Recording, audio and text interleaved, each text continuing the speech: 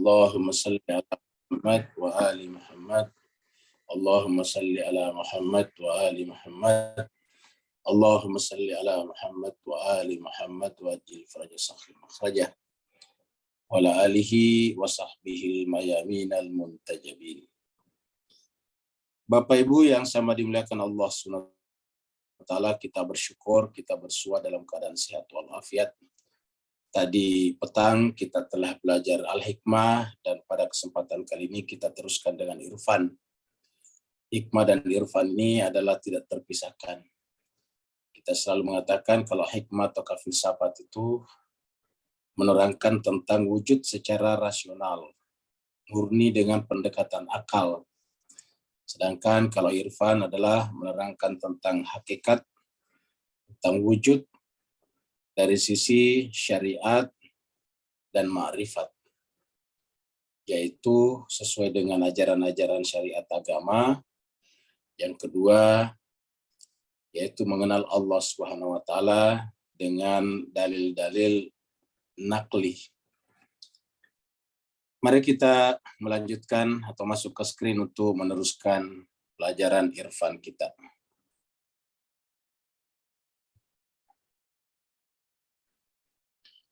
Pada pertemuan yang lalu kita sudah sampai di sini, terakhir di sini. Jadi ini adalah kutipan surat Al-Fajr ya. Kita sudah terakhir sampai di ayat ya ayat Tuhan nafsul mutmainnah irji'i ila rabbiki radiyatan mardiyah fadkhuli fi ibadi wadkhuli jannati. Dan itu adalah ujung dari pembahasan kita tentang 3 unsur yang tidak bisa terpisahkan, yaitu ma'rifat, ibadah, dan mahabbah. Jadi ada 3 hal di dalam kehidupan kita. Yang pertama adalah ma'rifat, yaitu mengenal Allah SWT dengan pengenalan yang benar. Setelah kita mengenalnya, kita beribadah kepadanya, ibadah.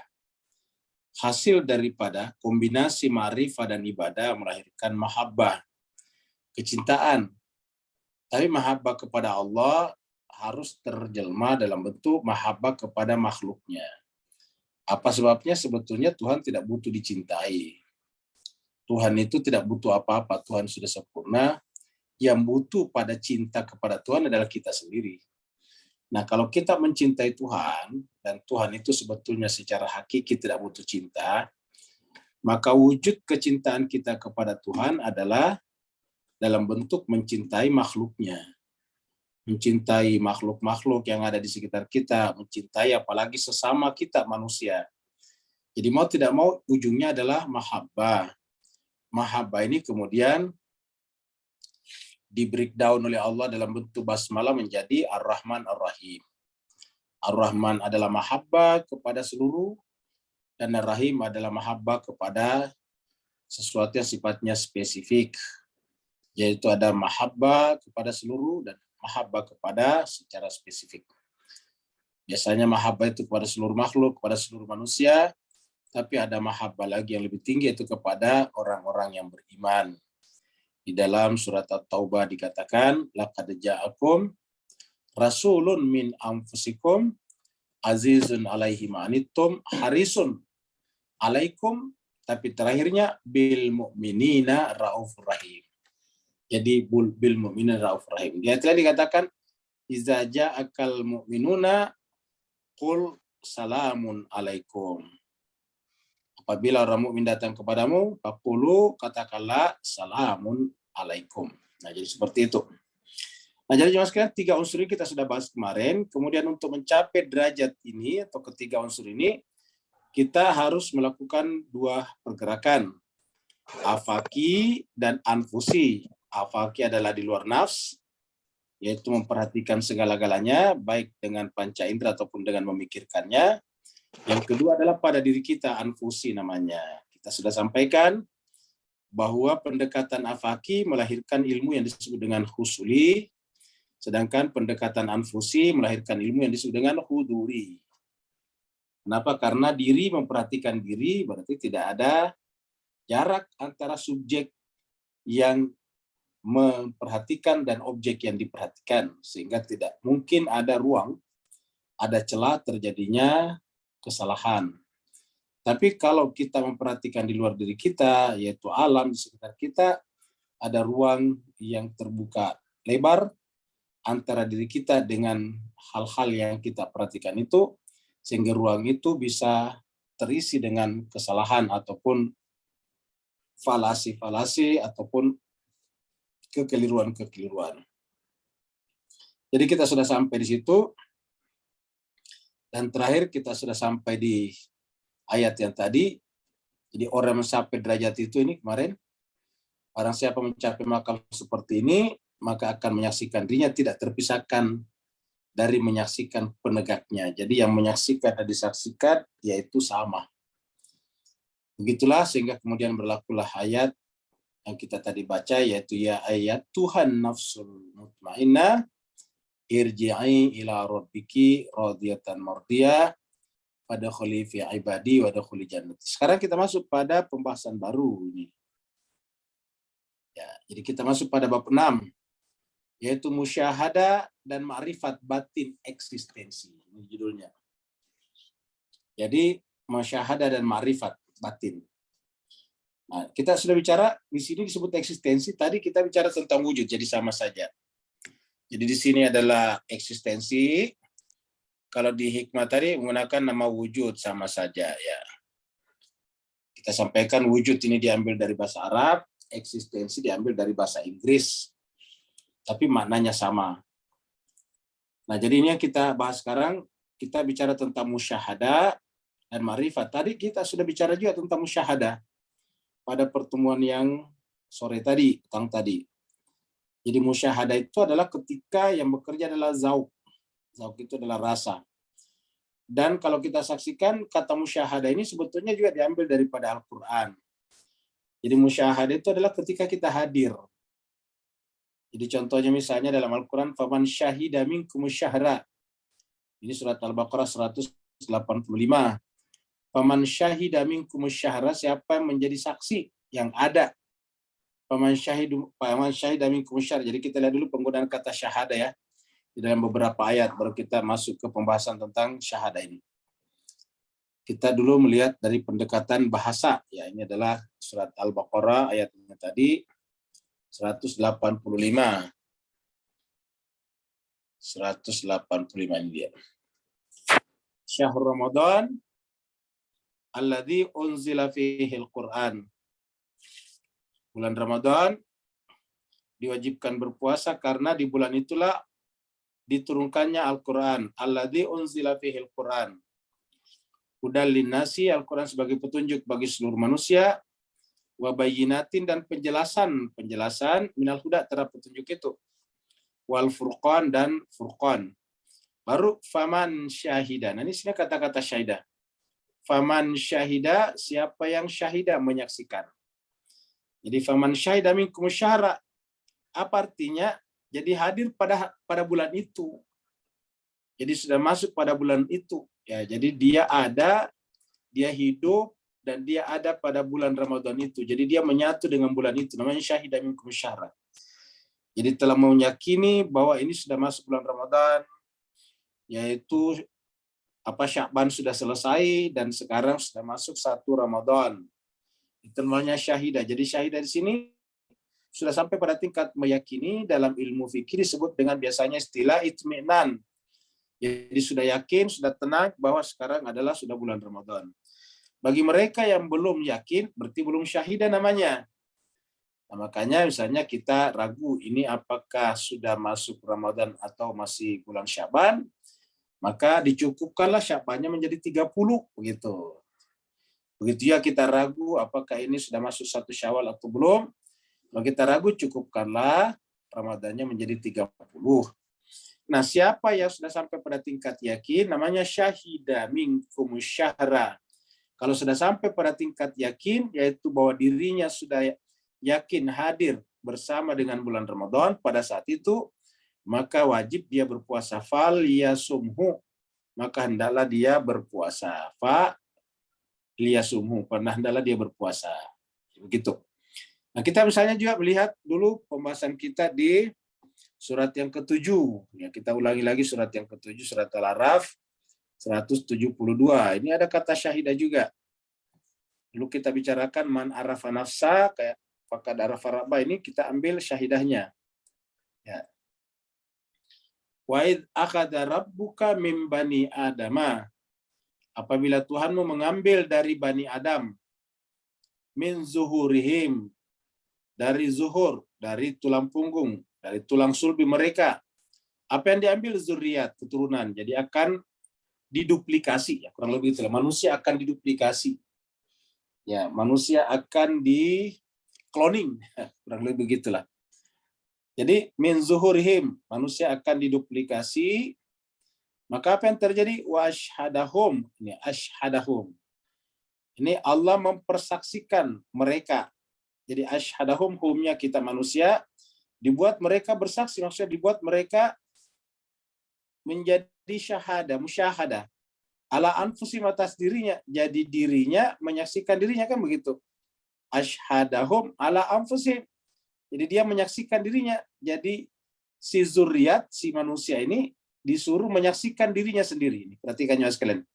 Jadi zuriatahum wa ashhadahum. Humnya kembali kepada zuriat. Jadi wa ashhadahum ala anfusim. Mereka disuruh menyaksikan dirinya sendiri. Jadi aslinya manusia itu menjadi saksi atas dirinya sendiri. Namanya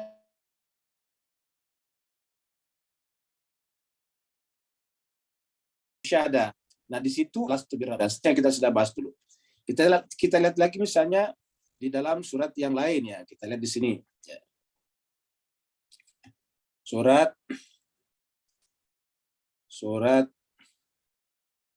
Al-Adiyat, ya, ini surat Al-Adiyat.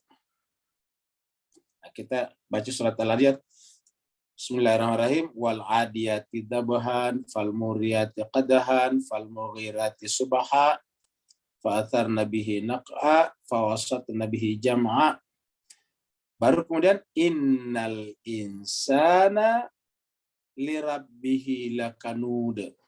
Sungguhnya manusia itu lirabbihi, kepada Tuhannya lakanud. Terkadang dia menutup diri. Kanut, ya. Jadi lakanut sering menutup diri terhadap Tuhannya. Maksudnya tidak merindukan Tuhannya. Wa innahu, dan sesungguhnya manusia itu, ini kan al-insan tadi. Ini adalah al-insan itu bentuk tunggal di sini, maka hu-nya di sini kembali kepada insan itu. Wa innahu artinya wa innal insana, dan sesungguhnya manusia itu ala dzalika, terhadap yang demikian itu, la syahid, benar-benar menjadi saksi.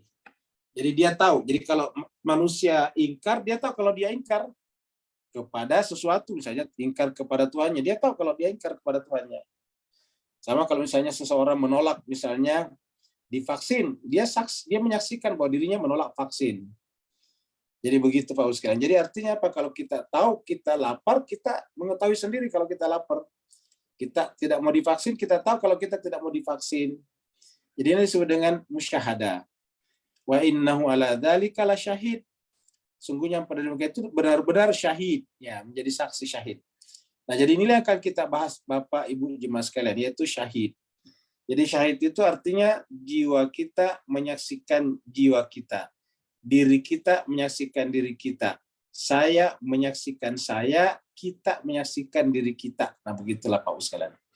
Pembahasan kita sebelumnya kita sudah lihat bahwa kalau kita menyaksikan diri kita sendiri seperti di sini, berarti hakikatnya yang kita saksikan adalah Tuhan. Karena ketika dikatakan asyhadahum ala anfusihim alastu birabbikum, bukankah aku? Di mana aku di sini? Ya di sini, di anfus. Jadi ketika Tuhan mempersaksikan kepada dirinya, jadi di mana Tuhan berkata aku? Ya di diri kita.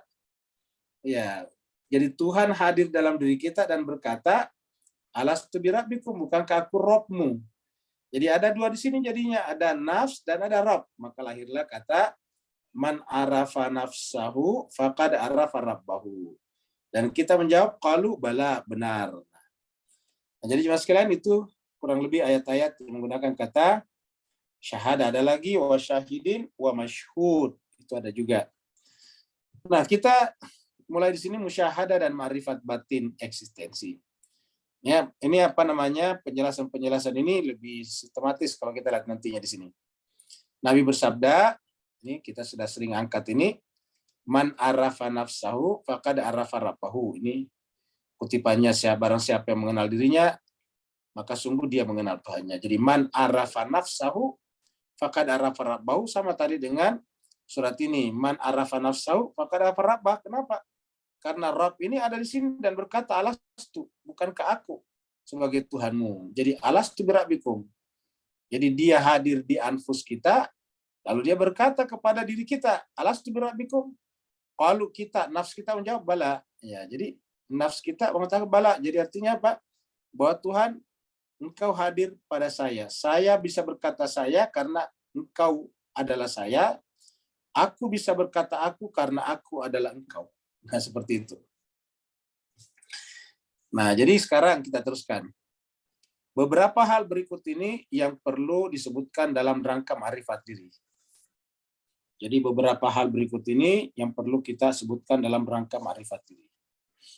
Pertama, zat manusia terbentuk dari dua substansi. Jadi zat manusia terbentuk dari dua substansi. Jadi dua unsur penting substansi. Pertama, substansi cahaya yang membentuk nafs dan substansi gelap yang membentuk jasad. Nah, jadi jemaah sekalian, berdasarkan penjelasan ini, ya, jadi zat manusia itu terbentuk dari dua substansi. Pertama adalah substansi cahaya yang membentuk nafs. Dan yang kedua adalah substansi gelap yang membentuk jasad. Jadi dua unsur pembentuk manusia. Jadi dua unsur yang membentuk manusia. Yang pertama adalah ini adalah nafs. Yang kedua adalah jasad, ya, raga. Nafs ini dari cahaya. Sedangkan jasad ini adalah dari gelap. Jadi jiwa kita itu cahaya dari mana? Ya tadi kita lihat di sini. Tuhan itu kan cahaya ya. Ya, Allahu nur. Allah itu adalah cahaya. Jadi karena Allah itu adalah nur dan dia ada di sini kan berarti ini adalah cahaya. Ya, ala anfusihim alastu birabbikum, kan kita katakan tadi Rabb ini ada di sini. Jadi ini adalah cahaya. Ya, jadi ini ada terbentuk dari cahaya. Di tempat lain dikatakan fitrat Allah allati fataran nas 'alaiha, sama maksudnya. Jadi ini adalah fitrah Allah yang menjadi fitrah kita. Fitrah Allah apa hakikatnya? Cahaya. Selain daripada cahaya adalah kegelapan. Seperti itu. Nah, jadi oleh sebab itulah substansi cahaya yang membentuk nafs adalah gelap, yang membentuk nafs adalah cahaya, yang membentuk jasad adalah gelap. Nah, jadi jemaah sekalian, makanya kalau kita lihat, kalau hawa kita mengajak kita kepada kepentingan jasad, berarti mengajak kita kepada kegelapan. Ya. Sedangkan akal kita mengajak kita kepada yang benar, itu artinya mengajak kita kepada cahaya. Ya, jadi ada cahaya, ada gelap. Di dalam surat surat Asy-Syams, di situ dikatakan ya, qad afla, apalagi wa nafsin wa ma sawwaha fa'alhamaha fujurah wa taqwaha. Nah, fujurnya itu adalah dari jasad gelap, sedangkan taqwaha dari nafs cahaya. Jadi di situ ada dua. Jadi kita ini dalam diri kita ada unsur kegelapan dan ada unsur cahaya.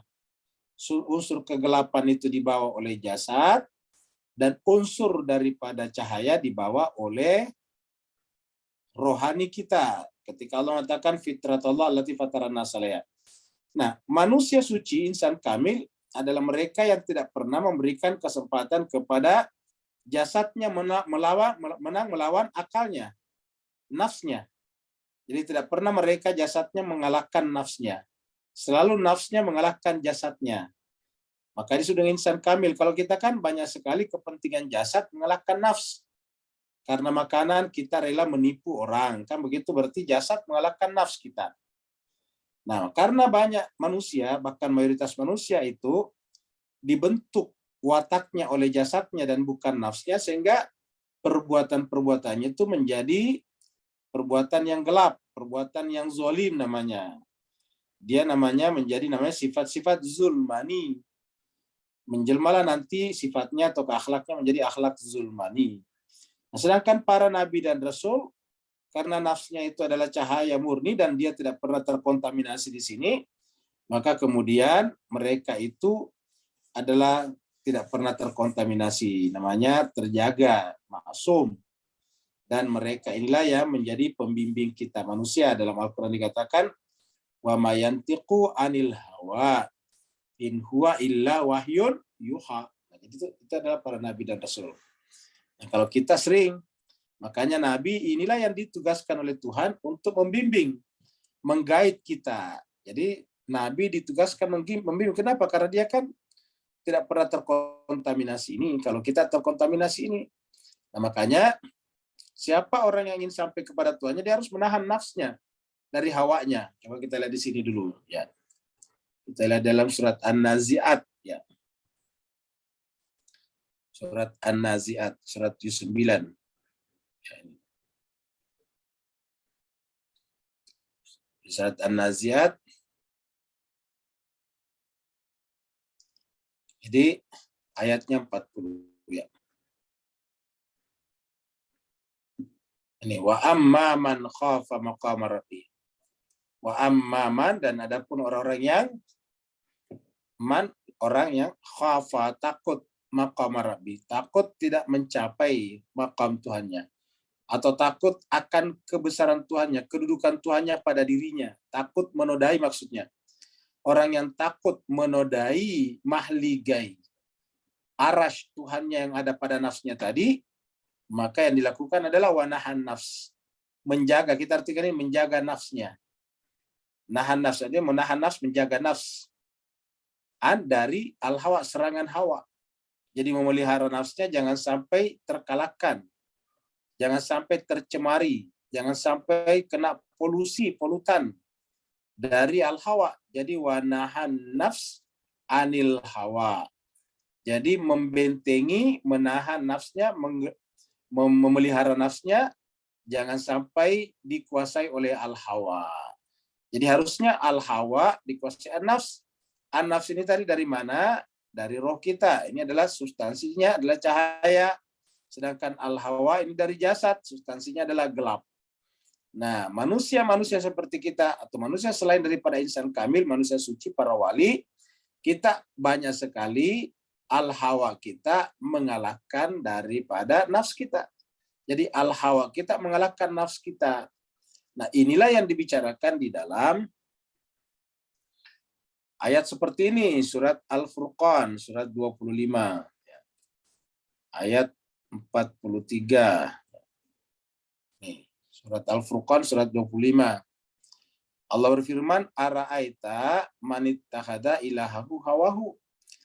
Apakah ra'aita, engkau telah melihat, memperhatikan, man, orang yang ittahada, menjadikan, ilaha, Tuhannya itu adalah hawanya. Ini perhatikan ya sekalian, hawanya. Jadi Tuhannya dia itu adalah hawa nafsunya. Jadi yang diperhitungkan bukan robnya tetapi hawanya. Ya. Jadi ittahada ilahahu hawahu. Dia menjadikan Tuhannya itu adalah apa? Dia menjadikan Tuhan itu adalah hawa nafsunya. Jadi hawanya dijadikan sebagai ilah. Afa anta takunu alaihim wakila. Apakah kamu Muhammad masih pantas menjadikan mereka sebagai wakil? Ini jemaah sekalian serbahagia, ayat ini muncul 2 kali dalam Al-Quran. Di tempat lain dikatakan afara'aita manittahada ilahahu hawahu. Ini ada kita temukan dalam surat 43. Afara'aita manittahada ilahahu hawahu, ada juga. Nah, jadi itulah makanya karena kita ini kebanyakan terkalahkan oleh hawa nafsu kita, akhirnya kita terkalahkan oleh kegelapan. Cahaya kita itu adalah tidak menyala karena ditutupi oleh tirai-tirai. Nah, maka kemudian Nabi diperintahkan datang. Coba kita lihat apa tugasnya Nabi di sini. Kita lihat surat Ibrahim. Surat Ibrahim ayat 1. Allah berfirman, ini surat Ibrahim surat 14. Ayat 1 Allah berfirman, Bismillahirrahmanirrahim, Alif Lam Ra, kitabun, ini adalah kitab suci, yaitu Al-Quran, anzalnahu, yang kami turunkan, yang kami menurunkannya, ilaika, kepada Muhammad. Kaknya nanti kemudian diteruskan oleh para pewaris kenabian, para warasatul anbiya, para warisnya Nabi, yang disebut dengan aulia Allah. ataukah disebut dengan insan kamil itu. Harusnya ulama juga paling tidak menggunakan ayat ini sebagai pedoman juklak daripada petunjuk pelaksanaan daripada tugas keulamaannya. Apa kata Allah? Anzalnahu ilaika, kami turunkan Al-Quran itu kepada Muhammad. Untuk apa? Li untuk tujuan. Li. Tukhrija, engkau mengeluarkan. Li tukhrija. Li tukhrija, untuk engkau mengeluarkan. Jadi untuk engkau, atau agar engkau mengeluarkan. Mengeluarkan siapa? An-nasa, seluruh manusia. Dari mana? Minaz zulumati. Dari kegelapan. Ila nur, kepada cahaya. Jadi artinya apa? Kita ini telah dikuasai oleh kegelapan dan cahaya kita tertutup. Nah, sehingga Nabi diutus untuk apa? Untuk melepaskan kita, mengeluarkan kita dari kegelapan, menuju kembali kepada cahaya tadi. Artinya apa tadi? Melepaskan kita dari jerat jasad kita, menuju kepada nafs kita yang murni. Kan tadi kita katakan substansinya tadi di sini. Nih. Substansi cahayalah yang membentuk nafs, dan substansi gelaplah yang membentuk jasad. Jadi Nabi datang untuk mengeluarkan kita dari dikuasai jasad, dari dikuasai kegelapan, menuju kepada nafs kita yang merupakan cahaya ketuhanan. Kenapa? Karena kita ini cahaya ketuhanannya sudah tertutup oleh tirai-tirai kita. Karena tertutup, ya tidak bisa menyaksikannya, tidak musyahadah. Dari situ awalnya kata musyahadah. Nah, kita lihat lagi ayat surat Al-Baqarah berikutnya. Ini adalah surat Ibrahim. Kita lihat di sini surat Al-Baqarah. Ya. Nah, kita lihat surat Al-Baqarah di sini. Kita ambil surat Al-Baqarah biar tidak terhilang ini ya. Surat Al-Baqarah kita ambil di sini. Surat 2. Kita ingin teruskan tadi ini. Jadi surat ini tadi litukhrijan nasa minaz zulumati ilan nur. Nah, kita lihat di sini surat Al-Baqarah ayatnya 157. Ya. Ini kelanjutan daripada surat Ayatul Kursi ya. Ini Ayatul Kursi 155 ini ya. 255 ya. Ayatul Kursi 255 ya. Jadi ini 257 ya. Ayatul Kursi 255 ini dia ya. Ini adalah Ayatul Kursi. Allahu la ilaha illahul hayyul qayyum. Kemudian 256-nya la ikraha fiddin qad tabayyana rusydu minal ghayy. Terus ayat 257. Nih 257. Al-Baqarah. Allah itu adalah. Allah itu adalah waliyu. Walinya ini adalah Allah adalah subjek, ini predikatnya. Allah itu adalah waliyul ladzina amanu, walinya orang beriman. Jadi kalau orang beriman itu berwali kepada Allah melalui wali Allah di muka bumi.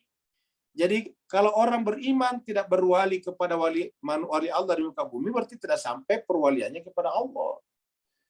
Ya, kalau kita katakan anta maulana, kamu ya Allah maula kami, artinya kamulah tempat kami berwilayah melalui rasul dan orang mukmin yang lain disebutkan dalam surat Al-Maidah, innama waliyukumullah wa rasuluhu walladzina amanu alladzina yuqimunas shalah wa yutunaz zakah wa hum raki'un. Jadi Allah waliyul ladzina amanu. Allah itu adalah walinya orang beriman. Jadi kalau orang beriman walinya Allah. Nah, sekarang apa manfaatnya kalau Allah menjadi wali kita? Yaitu diwakili oleh siapa? Manusia suci. Tadi kita lihat tadi surat Ibrahim. Sama tadi nih. Taknya di sini, tuknya di sini adalah Muhammad. Agar engkau Muhammad mengeluarkan manusia. Litukhrijan nasa. Agar engkau mengeluarkan manusia. Minaz zulumati ilan nur. Artinya apa? Bukan Tuhan langsung, tetapi melalui nabinya. Litukhrijan nasa minaz zulumat. Maka kalau kita percaya di sini Allah adalah walinya orang beriman, berarti Allah melalui tadi nabinya manusia suci mengeluarkan. Yukhrijuhum, mengeluarkan. Jadi Allah melalui nabinya, rasulnya, insan sucinya mengeluarkan manusia minaz zulumati, dari kegelapan, ilan nuri. Jadi yukhrijuhum minaz zulumati ilan nur. Sebaliknya walladzina kafaru, kalau dia orang kafaru, auliya'uhum tagut, wali mereka itu adalah tagut, orang-orang yang sombong, arogan, orang-orang yang ternyata juga gelap hatinya. Ya, jadi itulah yang disebut dengan togut. Nah, jadi kalau orang beriman tidak mungkin berwilayah kepada orang-orang yang gelap hatinya. Makanya Imam Hussein ketika dipaksa berwilayah kepada Yazid, maka Imam Hussein mengatakan bagaimana mungkin orang seperti saya, cucunya Nabi yang tahu sekali dengan Al-Quran dan kebenaran, berwilayah kepada orang seperti Yazid yang menyanyiakan sholatnya, kerjanya hanya berburu, minum-minum, dan sebagainya. Tidak mungkin. Nah, jadi waladina kafaru awliyahum tagut, kalau dia berwilayah kepada tagut berarti dia alladzina kafaru. Karena kalau dia beriman, ya berarti walinya Allah gitu. Nah, jadi jemaah sekalian sudah kita lihat penggunaan kata syahada dan kemudian kita lihat kata-kata cahaya dan gelap tadi sudah kita lihat. Jadi ada orang yang kalau hatinya gelap itu namanya mati. Kan kalau gelap itu kan mati kayak lampu. Kalau misalnya gelap berarti lampunya mati. Kalau ada orang yang hatinya gelap berarti kan mati. Nah, dalam pengertian tertutup itu cahaya hatinya. Makanya di dalam Al-Quran ada orang disebut dengan mati hatinya. Ya, mati, tidak bercahaya. Mari kita lihat di sini misalnya apa namanya? Kita lihat di sini.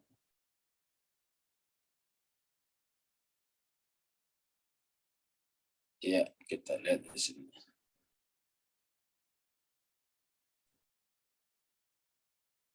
Ya.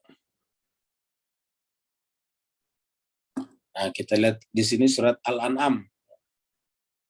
Surat yang ke-6. Ayatnya 122. Ya. 122. Kita lihat dari 120. Ya. Jadi ada orang yang melakukan perbuatan dosa zahir ataupun batin ini. Wazaru zahiral itsmi wal batinau. Tinggalkanlah dosa zahir atau batin dan seterusnya. Wala taqulu mimma lam yuzkar asmullah. Janganlah engkau makan sesuatu yang tidak disebut nama Allah. Kita artikan makan di sini termasuk juga ilmu. Jadi jangan kita makan ilmu yang tidak bersambung dengan asma Allah di sana. Kemudian ayatnya 122. Awamangkana, ataukah apakah orang, apakah jadi atau di sini ataukah atau apakah orang orang karena adalah maitan, hatinya sudah mati nih. Maitan itu artinya hatinya sudah mati.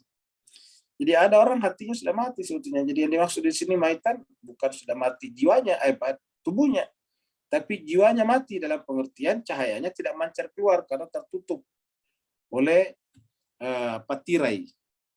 Jadi apakah orang yang hatinya telah mati, fa'ahyainahu, lalu kami menghidupkannya. Jadi hati bisa dihidupkan, itulah tugasnya Nabi dan Rasul, dan orang suci datang tadi. Tadi ingat surat Ibrahim, litukhrijan nasa minaz zulumati ilan nur. Mengeluarkan manusia dari kegelapan, berarti kan menghidupkan jiwanya. Sama dengan bohlam yang tidak menyala, kan kita sebut mati, bohlamnya mati. Begitu menyala kita katakan bohlamnya hidup. Nah, begitulah juga dengan jiwa kita. Ketika tidak memancarkan cahaya disebut dengan mati, maitan. Lalu kemudian dipancarkan keluar, ahyainahu. Ya, waja'alna lahu, lalu kami jadikan lahu padanya, pada diri orang itu nur. Ini nur. Nuran. Jadi lahirlah nur dari sana. Inilah tadi sudah kan litukhrijan nasa minaz zulumati ilan nur, ataukah apa namanya, Allahu waliyul ladzina amanu yukhrijuhum minan nur, minaz zulumati ilan nur. Jadi itu minaz zulumati ilan nur. Jadi wajalna lahu nuran, dan dengan cahaya itu yamshi bihi finnas, dengan cahaya itu dia berjalan di muka bumi. Ya, seperti itu. Jadi ada orang mati hatinya. Jadi jemaah sekalian, kita sudah lihat sekarang bahwa substansi zat manusia itu terbentuk dari dua substansi. Yang pertama adalah substansi cahaya yang bentuk nafsnya, dan substansi gelap yang bentuk jasadnya. Jadi ada dua unsurnya manusia itu. Fujuraha wa taqwaha. Nafs adalah hidup, berakal, bekerja, dan aktif. Nah, inilah dia kehidupan kita. Jadi nafs itu adalah hidup, berakal. Jadi nafs ini tadi adalah hidup. Ya. Hidup, berakal, bekerja, dan aktif. Sedangkan jasad ini hakikatnya Pak Buya, hakikatnya nafsu itu adalah hidup, karena kan Allah di sana. Berakal, bekerja, maksudnya bekerja itu beraktivitas dan aktif. Kemudian sedangkan jasad sifatnya pemati. Jadi bawaan dasarnya jasad itu mati karena kan dari benda-benda mati, tanah, air itu benda mati. Kemudian jahil, apa artinya jahil? Ya tidak berakal, ya bodoh. Dan yang kedua pasif, tidak beraktivitas, itu jasad. Jadi yang buat jasad beraktivitas itu, aktivitas versi manusia ini adalah karena ada nafsnya, dan di dalam nafs itu ada akal, ada kerja, dan ada aktivitas. Begitu. Jadi lagi-lagi hakikat daripada nafs itu adalah hidup, hakikat jasad adalah mati. Ya, hakikat nafs itu adalah cahaya, hakikat jasad itu adalah gelap tadi. Ya, gitu. Jadi ini yang pertama. Jadi kita ulangi bahwa ini adalah rangkaian ma'rifat diri. Jadi beberapa hal berikut ini yang perlu disebutkan dalam rangkaian ma'rifat diri. Jadi judulnya adalah ma'rifat diri. Ya. Ini adalah ma'rifat diri. Yang pertama. Yang kedua. Jadi kita kasih tanda di sini. Ini yang pertama. Sekarang yang kedua. Kesempurnaan, keutamaan, dan kelebihan atas yang lain. Jadi artinya apa? Ma'rifat diri kita itu kita akan menyebabkan terjadinya nanti gerak ke atas menuju kesempurnaan. Dan apa yang menyebabkannya? Nah, kita lihat. Kesempurnaan, keutamaan, dan kelebihan yang atas yang lain, yaitu gradasi, grade terjadi pada manusia. Kita kan manusia bertingkat-tingkat. Dari yang paling jahat sampai pada yang paling baik, yang paling gelap sampai pada yang paling terang. Itu dapat diperoleh. Jadi kesempurnaan, keutamaan, dan kelebihan itu dapat diperoleh manusia hanya dengan jalan pengetahuan. Jadi Bapak sekalian camkan baik-baik. Hanya bisa diperoleh dengan jalan pengetahuan dan pengalaman. Ya. Jadi terhadap pengetahuan dan pengalaman. Jadi tidak bisa kalau tidak dengan dua ini. Ya. Jadi pengetahuan dan pengalaman. Makanya ayat pertama turun Iqra. Makanya manusia itu kalau mau di-upgrade, ya perbaiki pengetahuannya, suruh belajar. Kalau ada orang ingin menaikkan peringkatnya, ingin maju tetapi tidak belajar, itu nggak mungkin. Jadi kalau ada yang ingin memperbaiki hidupnya, ingin memperbaiki status sosialnya, ya suruh belajar. Karena ini mengatakan kesempurnaan, keutamaan, dan kelebihan atas yang lain, maksudnya sesama manusia, itu hanya dapat diperoleh dengan jalan pengetahuan dan pengalaman. Pengetahuan dan pengalaman itu menurut yang semestinya, maksudnya semestinya pengetahuan apa? Misalnya kita mau tertinggi dalam bidang kedokteran, ya harus belajar kedokteran. Berpengalaman nyopir, ya berarti harus selalu menyetir, driving car setiap saat. Nah, itu pengalaman. Kalau kita ingin tidak takut jenazah, ya harus selalu mengurusi jenazah, gitu. Jadi tidak akan takut.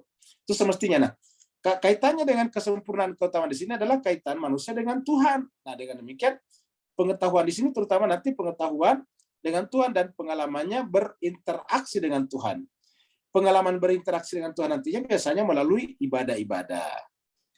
Bukan sesuatu yang lain, ingat, bukan sesuatu yang lain. Jadi ulangi lagi, manusia bisa meningkatkan derajat kesempurnaannya, meningkatkan tingkatan keutamaannya, dan kelebihannya atas sesama manusia hanya bisa dilakukan dengan pengetahuan dan pengalaman, bukan dengan yang lain. Ingat, bukan dengan yang lain. Yang kedua, yang ketiga sekarang. Kita sekarang ketiga. Ma'rifat dan pengetahuan menjadi ma'rifat dan pengetahuan yang mengantarkan manusia memperoleh keutamaan dan kesempurnaan. Jadi jemaah sekalian, pengetahuan di atasnya lagi ma'rifat. Jadi di atasnya ada lagi tadi pengetahuan dan pengalaman. Naik lagi ke atas, ma'rifat dan pengetahuan yang mengantarkan manusia memperoleh keutamaan dan kesempurnaan. Jadi tidak dengan yang lain tadi di sini. Ya, memiliki ma'rifat akan menaikkan manusia dari kesejajaran hewan-hewan sampai derajat malaikat muqarrabin. Jadi pengetahuan dan pengalaman secara umum saja. Jadi artinya apa? Ya tentu orang yang pengetahuannya tinggi beda dengan orang yang pengetahuannya cuma tamat SD, elementary school misalnya. Beda. Ataukah walaupun di elementary school sekolah, tapi kalau rajin belajar bisa.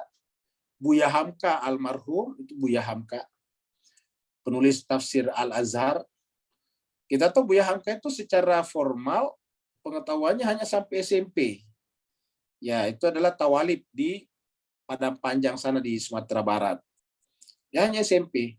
Tetapi karena dia rajin belajar dan belajar, dia kutu buku. Ya, kutu buku.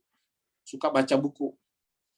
Dan pengalamannya kemana-mana, menulis, berceramah, dan sebagainya, akhirnya kemudian mengantarkannya menjadi seorang ulama yang sangat terkenal. Secara formal hanya SMP, tetapi dia bisa menulis buku tafsir Al-Azhar yang berjilid-jilid itu, dan menulis berbagai macam novel yang terkenal. Ditulisnya adalah apa itu namanya tuh, Di Bawah Lindungan Ka'bah dan Tenggelamnya kapal Van der Wijk. Nah, itu dia jelas sekalian. Belum lagi dengan buku-buku yang lain banyak ditulisnya seperti tasawuf modern, falsafah hidup dan sebagainya. Nah, kenapa? Karena dia rajin belajar. Ya, jadi rajin belajar. Karena nggak mungkin bisa menulis kalau tidak belajar. Nah, jadi kita lihat bahwa seorang yang tamat SD saja, SMP saja, SMP itu kalau bahasa Inggrisnya apa ya, senior high school. Jadi junior high school. Jadi dia hanya junior high school saja. Tetapi karena dia rajin belajar dan belajar, maka akhirnya kemudian bisa seperti Buya Hamka itu. Nah, jadi dengan demikian, kalau kita ingin meningkatkan keutamaan kita dengan yang lain, ya berpengetahuan dan berpengalaman. Tetapi orang berpengetahuan bertingkat-tingkat lagi. Nah, pengetahuan yang paling tinggi adalah ma'rifat. Jadi ketiga adalah ma'rifat dan pengetahuanlah yang mengantarkan manusia memperoleh keutamaan dan kesempurnaan dalam pengertian jiwa. Apa sebabnya? Karena memiliki ma'rifat. Jadi ini memiliki ma'rifat akan menaikkan manusia dari kesejajaran hewan-hewan sampai derajat malaikat mukarrabin. Tadi dari nafsu amarah sampai insan kamil gitu. Jadi nafsu amarah ya sejajar dengan hewan-hewan. Nafsu kamila, insan kamil, ya berarti dia adalah sejajar dengan malaikat mukarrabin. Jadi manusia bergerak ya. Jadi manusia itu bergerak dari derajat hewan-hewan sampai kepada derajat malaikat mukarrabin. Ya, ini. Jadi dari derajat hewan-hewan sampai kepada malaikat mukarrabin. Ma'rifat bukanlah sembarang ilmu. Ingat, ma'rifat bukan sembarang ilmu. Betapa banyak ilmu, jadi Bapak sekalian camkan baik-baik ini. Karena kita juga, ini kan kita punya waktu terbatas yang membaca, belajar.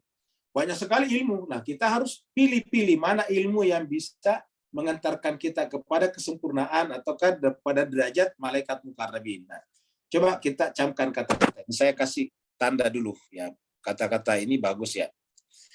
Jadi betapa banyak ilmu dan pengetahuan yang menjadi karya ilmuwan, tapi hanya menyibukkan para pembacanya saja. Nah, jadi betapa banyak ilmu dan pengetahuan yang menjadi karya ilmuwan, tapi hanya menyibukkan pembaca. Kita sibuk membaca banyak buku, tetapi ma'rifat kita tidak naik. Itu buku, apalagi kalau cuma sekedar WA, WhatsApp, ya kayak begitu. Kalau cuma membaca WA saja, WhatsApp saja, ya berarti lebih fatal lagi, karena WhatsApp itu kan biasanya informasi terpenggal-penggal, terpotong-potong, terus banyak yang tidak terverifikasi.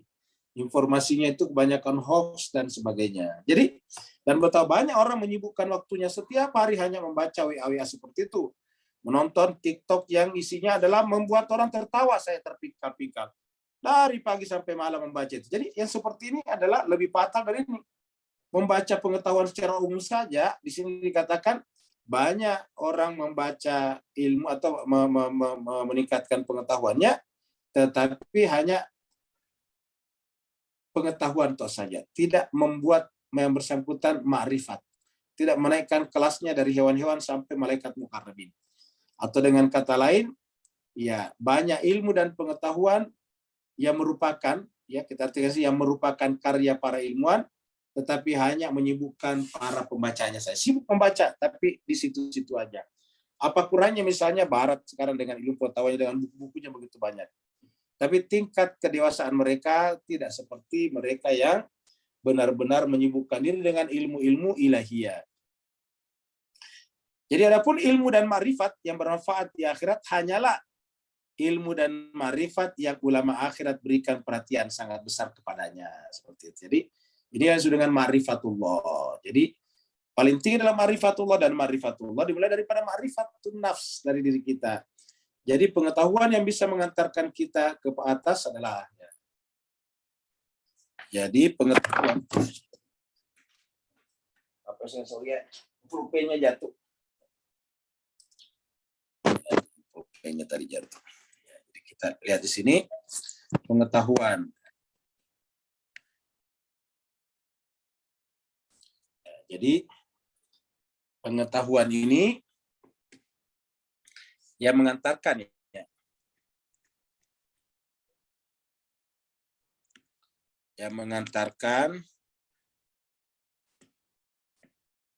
kepada derajat malaikat mukarrabin tadi.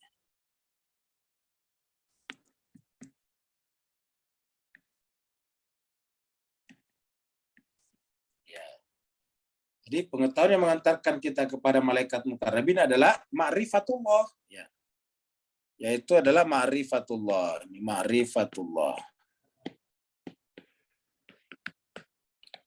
Ma'rifatullah, ya, ma'rifat kepada Allah. Ma'rifat kepada Allah itu kan mengenal Allah, ya. Mengenal Allah, ma'rifatullah, mengenal Allah.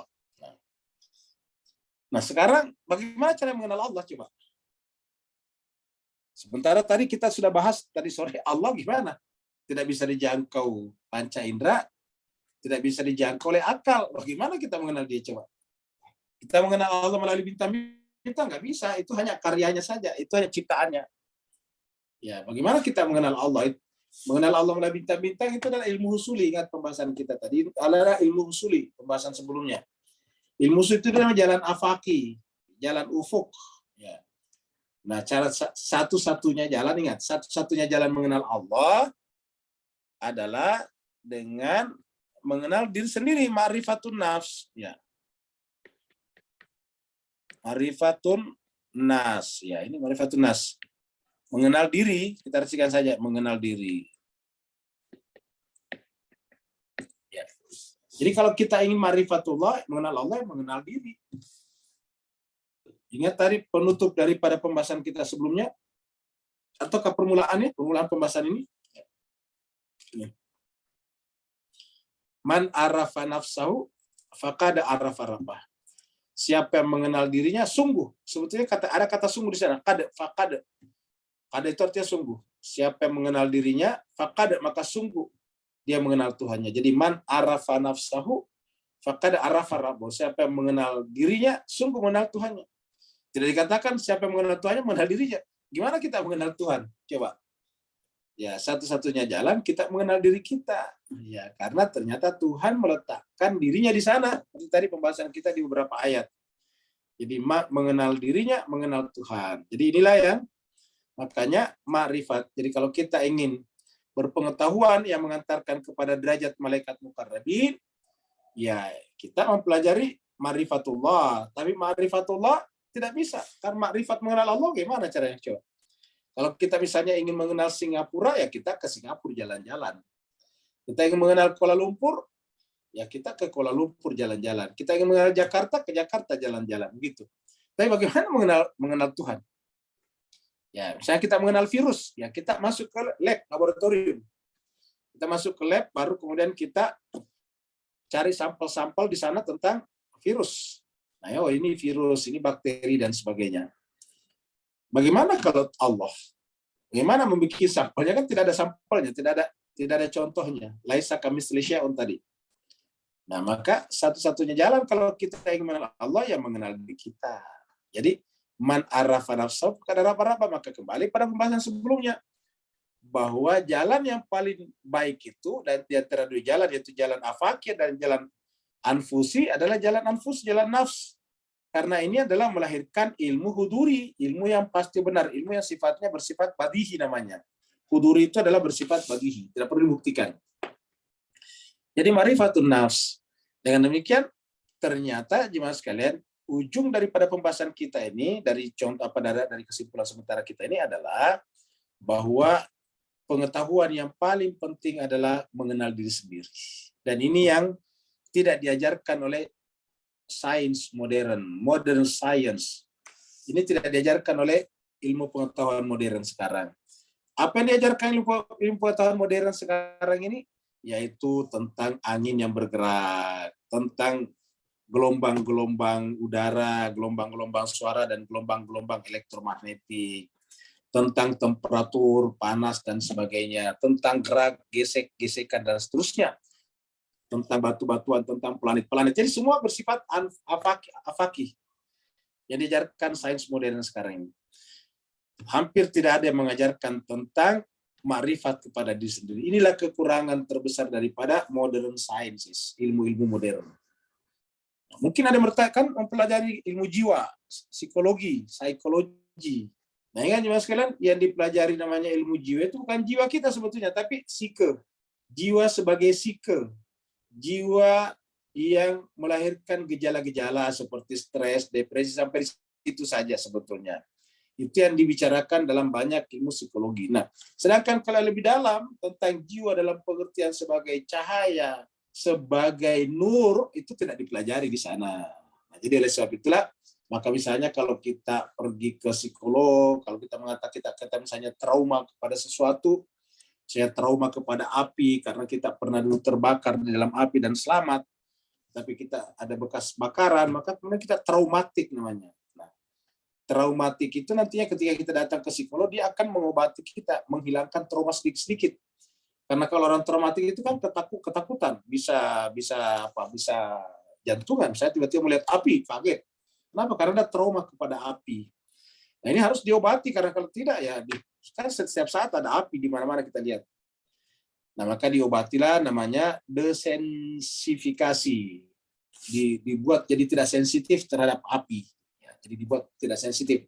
Nah, desensification terhadap api. Ya. Caranya bagaimana? Nanti psikolognya misalnya kasih terapi. Ketika orang itu datang, psikolognya menyalakan menyalakan korek api masih kecil itu, sedikit sekali, baru dimatikan, kaget matikan lagi gitu. Berkali-kali dilakukan, akhirnya mulai sedikit kagetnya berkurang. Nanti kemudian buka lagi korek api, tetapi lilin dinyalakan gitu. Karena lilin kan lebih lama, kalau korek api sebentar mati. Begitulah seterusnya, setelah mulai lilin, kalau dibesarkan diambil lagi api yang lebih besar lagi, yaitu misalnya obor, ya. Dan seterusnya. Akhirnya kemudian terbiasa melihat api, mulailah tidak traumatik kepada api. Nah, itu artinya apa? Itu kan kaitannya dengan hubungannya dengan dunia luar sebetulnya, bukan kaitannya dengan alam non-materi sana. Jadi itu yang disebut dengan psikologi modern sekarang. Jadi beda dengan kita bicarakan dengan ma'rifatun nafs ini, beda sekali. Ya. Nah, jadi cuma sekalian kita kembali lagi ke sini. Ya. Jadi kita lagi-lagi betapa banyak ilmu dan pengetahuan yang merupakan karya para ilmuwan, tetapi ilmu pengetahuan itu hanya menyibukkan para pembacanya saja, tanpa membawa pembacanya kemana-mana. Maka kita saksikan banyak akademisi, bahkan guru besar yang kalau berbicara juga kelihatan kurang dewasa, kurang arif dan bijaksana, bahkan kasar. Ya, lihatlah misalnya guru besar di sebuah perguruan tinggi, bahkan rektor di mana tuh di Kalimantan, yang menyebut orang pakai jilbab itu sebagai sebagai kadal gurun misalnya. Nah, itu kan adalah tidak arif dan bijaksana. Bapak Ibu bisa bayangkan seorang guru besar, seorang profesor berbicara dengan kata-kata seperti itu. Jadi begitu. Jadi adapun ilmu dan ma'rifat yang bermanfaat di akhirat, hanyalah ilmu dan ma'rifat yang ulama akhirat berikan perhatian. Jadi yang para ulama akhirat berikan perhatian, yakni pengetahuan dan ma'rifat terhadap Tuhan. Jadi pengetahuan dan ma'rifat terhadap Tuhan. Jadi inilah. Jadi pengetahuan dan ma'rifat terhadap Tuhan. Sifat-sifatnya, perbuatan-perbuatannya, kitab-kitab sucinya, para nabi serta walinya atau insan kamil. Ya. Sementara ulama dunia ataukah ahli ilmu dunia itu justru membelakangi semuanya itu. Gitu. Jadi ini berbeda kan? Ya. Ini di dalam psikologi juga tidak diajarkan tentang masalah sifat-sifat Tuhan, perbuatan Tuhan dan sebagainya. Ya. Juga pengetahuan terhadap hari kiamat, eskatologi namanya. Jadi penting juga kita belajar eskatologi. Eskatologi itu berbicara tentang akhir daripada kehidupan. Nafs manusia serta bagaimana, jadi juga mempelajari nafs manusia serta bagaimana nafs mengalami kesempurnaan dan kenaikannya. Sempurna baru bergerak ke atas. Dari posisinya tadi yang hewani menuju kepada posisi malaikat mukarramin sehingga mendapatkan kondisi fana. Ya, fana di dalam kebaqaan Allah. Ya, fana itu hilang, binasa seperti laron yang mendekati cahaya, begitu sampai di cahaya sayapnya sayapnya kemudian patah dua-duanya, lalu kemudian si laron mati. Gitu. Namanya bisa dikatakan itu laron telah fana di dalam kebaqaan cahaya. Jadi mendapatkan kondisi fana sampai pada tataran alam malakut, ya alam rohani yang langgeng dan abadi. Jadi begitu Bapak sekalian. Itu yang ketiga, yang keempat. Ya. Yang keempat. Kesempurnaan ilmu dan ma'rifat demikian ini tidak mungkin diperoleh kecuali dengan jalan. Nah, ini dia Pak Ustaz. Jadi ini yang perlu kita catat. Untuk mendapatkan kesempurnaan ilmu dan ma'rifat, jadi untuk mendapatkan kesempurnaan ilmu dan ma'rifat seperti ini, caranya ialah pertama adalah sair suluk, menempuh perjalanan ini, sair suluk. Sair itu berjalan, suluk juga berjalan, menempuh jalan. Jadi kita sebut saya dengan safar rohani. Kita sebut dengan safar rohani. Sair suluk. Kemudian yang kedua dalam perjalanan ini rohani kita harus ada riyadhah. Ada riyadhah. Latihan-latihan. Ya. Riyadhah. Yang dilatih di sana bukan hanya kaitannya ibadah, tetapi kaitannya juga misalnya kesabaran, ketulusan, keikhlasan, begitu. Itu riyadhah namanya. Jadi kita uji kesabaran kita, bagaimana caranya kita bisa sabar terhadap berbagai macam tantangan yang ada. Kemudian mujahadah syar'i. Nah, mujahadah syar'i itu tadi syariat. Jadi misalnya sholat, puasa dan sebagainya ini mujahadah syar'i. Jadi tidak dalam pandangan kita ini Pak Bu sekalian tidak ada tempat bagi orang meninggalkan syariat. Jadi kalau ada yang mengatakan kita bisa bertasawuf, berirfan tanpa kalau sudah mencapai derajat ma'rifat tidak perlu lagi menjalankan syariat, itu jelas itu adalah sesat. Bukan itu jalan kita. Jadi itu jalan yang kita anggap sesat. Kan ada tuh mengatakan kalau kita sudah sampai pada tingkat ma'rifat atau tingkat hakikat, kita tidak perlu lagi sholat. Karena sholat itu hanya untuk orang-orang yang tingkatannya paling di bawah, yaitu tingkatan syariat. Ya, belum menempuh jalan selanjutnya. Kan biasa mereka sebut syariat, tarekat, ma'rifat, hakikat. Nah, kalau kita kan justru mulai dari ma'rifat. Mereka beda kalau ma'rifat. Ya. Kalau kita ma'rifat. Nah, jadi jemaah sekalian, tidak mungkin meninggalkan syariat. Ingat kata-kata kita, pembahasan kita sebelumnya, 3 unsur yang sangat penting, yaitu ma'rifat, ma'rifah, ibadah, dan mahabbah. Ini tidak bisa dipisahkan. Ya. Jadi kita sampaikan bahwa ini ada 3 hal yang tidak bisa dipisahkan. Yang pertama adalah ma'rifat. Kemudian yang kedua adalah ibadah. Yang ketiga di sini adalah mahabbah. Ini tidak bisa. Ini adalah segitiga yang tidak bisa dipisahkan. Ya. Jadi ini adalah segitiga yang tidak bisa dipisahkan. Ya. Jadi ma'rifah, mahabbah. Jadi ini adalah 3 hal yang tidak bisa terpisah. Ya. Jadi ini lahir ke sini, bisa juga memperdalam lagi ini. Ini juga melahirkan mahabbah, mahabbah juga memperdalam ini. Ma'rifat melahirkan mahabbah, mahabbah juga melahirkan seperti ini. Jadi inilah. Tidak bisa dipisahkan. Jadi kalau ada orang mengatakan sudah sampai pada tingkat ma'rifat, tidak perlu ibadah, itu salah besar. Ya. Nah, jadi jemaah sekalian, jadi kesempurnaan tadi dan ma'rifat hanya bisa diperoleh melalui sair suluk satu. Jadi kita men-setting kita punya diri kita ini menempuh jalan sair dan suluk, yaitu bahwa kita harus belajar nanti mengurangi waktu yang sia-sia karena kita akan menempuh jalan nih. Sama kalau Bapak Ibu sekalian bepergian traveling pakai bus bersama, Tentu kalau mampir itu kan tidak boleh lama-lama, tidak boleh lama-lama di toilet, tidak boleh lama-lama di restoran, di kedai. Kenapa? Karena kita harus jalan ini lagi. Begitulah juga dengan sair dan suluk. Nah, yang kita lakukan sepanjang perjalanan riyadhah, melatih diri kita. Melatih diri kita menghadapi berbagai macam hal, terutama melakukan ibadah-ibadah. Yang belum terbiasa dengan puasa, rajinlah berpuasa dan seterusnya. Tetapi riyadhah yang lebih utama lebih kepada jiwa seperti sabar, ikhlas, ridho dan sebagainya. Itu yang paling penting. Kemudian mujahadah syar'i, baru kemudian keilmuan. Ya. Masalah ilmu, jadi harus belajar. Tidak boleh dikatakan bagi penempuh jalan tidak perlu belajar lagi. Kenapa? Karena dia sudah diajari langsung oleh Tuhan. Tidak boleh. Yang terakhir, menjaga syarat-syarat khusus. Menjaga syarat-syarat khusus. Ya. Jadi ada syarat-syarat khususnya. Ya. Misalnya istighfar, misalnya 70 kali sehari semalam dan sebagainya. Syarat-syarat khusus. Tidak boleh bicara masalah-masalah ini. Jadi ada syarat-syarat khususnya. Seperti misalnya orang etikaf di masjid kan ada syarat khususnya juga, itu tidak boleh keluar ke rumahnya kemudian bergaul dengan istrinya, tidak boleh. Itu kan syarat khusus. Kemungkinan untuk meraihnya terbuka lebar bagi setiap orang. Jadi inilah yang membuat kita berbesar hati Pak Ibu sekalian, karena dikatakan bahwa semua orang bisa mencapai menempuh jalan ini. Kemungkinan untuk meraihnya terbuka lebar bagi setiap orang. Namun karena hanya sedikit yang mengarunginya, hanya sedikit yang menggunakan jalan ini atau menempuh jalan ini dengan sungguh-sungguh, sehingga hanya sedikit yang berhasil mencapainya. Jadi sebetulnya semua orang bisa. Jadi kalau kita lihat di sini jemaah sekalian, ya.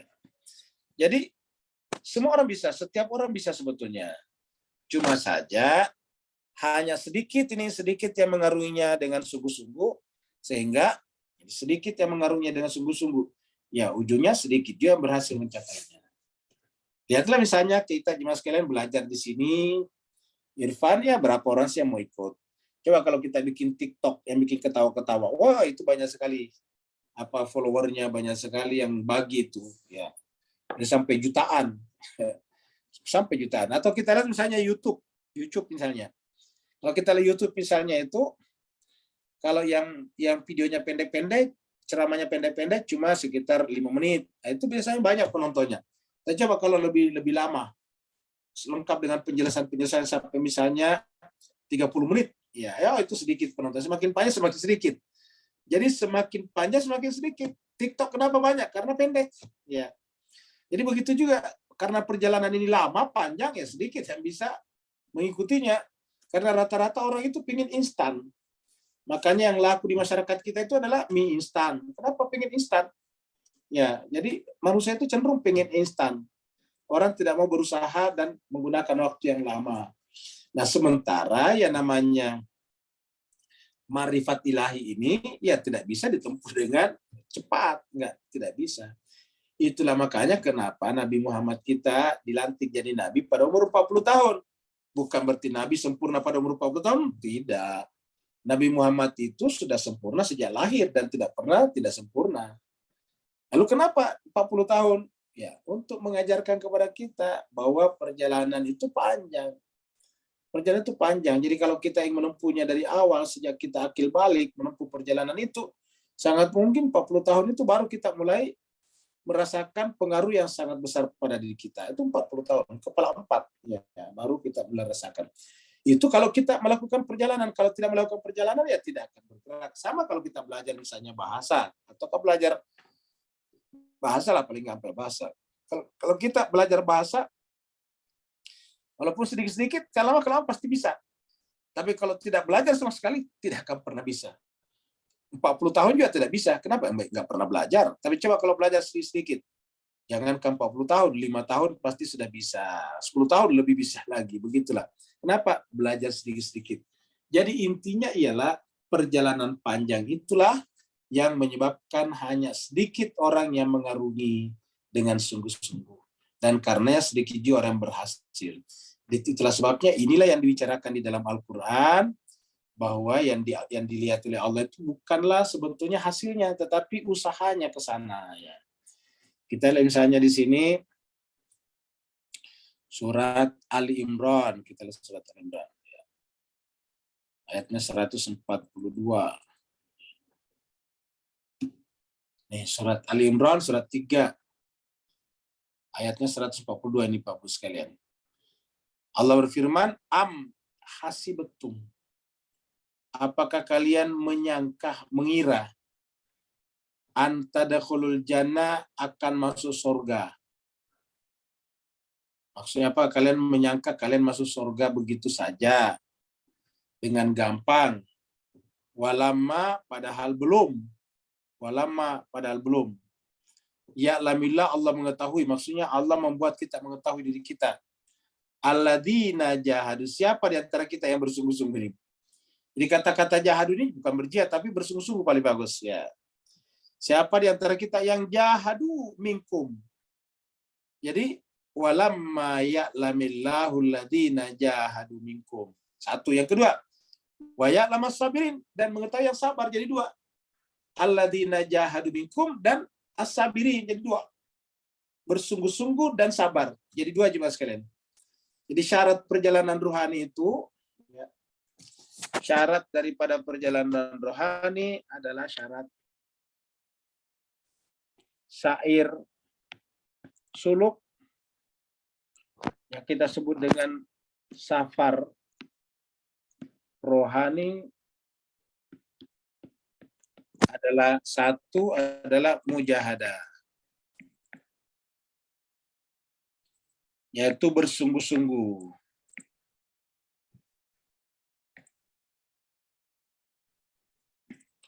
Yang kedua adalah sabar. Dua. Mujahadah dan sabar ini dikatakan dalam Al-Quran. Jahadu minkum wa ya'lamas sabirin. Jadi walamma ya'lamillahu alladziina jahadu minkum wa ya'lamas sabirin. Jadi mujahad itu bersungguh-sungguh, berjihad kalau nama lainnya. Berjihad itu artinya bersungguh-sungguh terus-menerus. Ya. Jahadu minkum wa ya'lamas sabirin, gitu. Jadi kalau kita tidak memiliki dua unsur ini ya tidak bisa. Nah, itulah sebabnya jemaah sekalian disebut dengan sangat sedikit yang mencapai hasil seperti itu. Nah, jemaah sekalian, ini adalah kita tambah sedikit, nanti ada pengertian nomor 1 di sini. Untuk memahami ungkapan-ungkapan di atas dengan baik, kami menjelaskan dalam bentuk suatu contoh, yaitu nafs jiwa manusia dalam mempersepsi topik-topik benar dan hakikat sesuatu, berposisi sebagai cermin yang berhadapan dengan gambaran-gambaran, maklumat namanya. Sementara penyebab tak terlihatnya suatu gambaran dalam cermin adalah 5 hal. Nanti minggu depan kita bicarakan. Jadi kita sampai di sini tanggal 3 September ya. Jadi insya Allah pekan depan kita akan membahas apa yang menyebabkan cermin kita tidak memantulkan cahaya, memantulkan gambar di dalamnya. Nah, cermin yang dimaksud nanti di sini adalah nafs kita, jiwa kita. Karena jiwa kita itu adalah Tuhan berikan kepada kita sebagai cermin yang bening, supaya kita bisa melihat dirinya. Ya, karena kan kita tidak mampu menjangkau dirinya tadi, ingat. Dalam pembahasan kita sore hari, Tuhan tidak bisa dijangkau oleh panca indera. Karena Tuhan tidak punya materi dan bentuk. Tuhan tidak bisa dijangkau oleh akal pikiran kita, karena dia tidak punya genus dan fasel, beda. Tuhan tidak bisa dijangkau panca indera, karena Tuhan itu tidak memiliki komposisi kuantitatif, tidak memiliki dimensi panjang, lebar, volume, dan sebagainya. Seperti itu.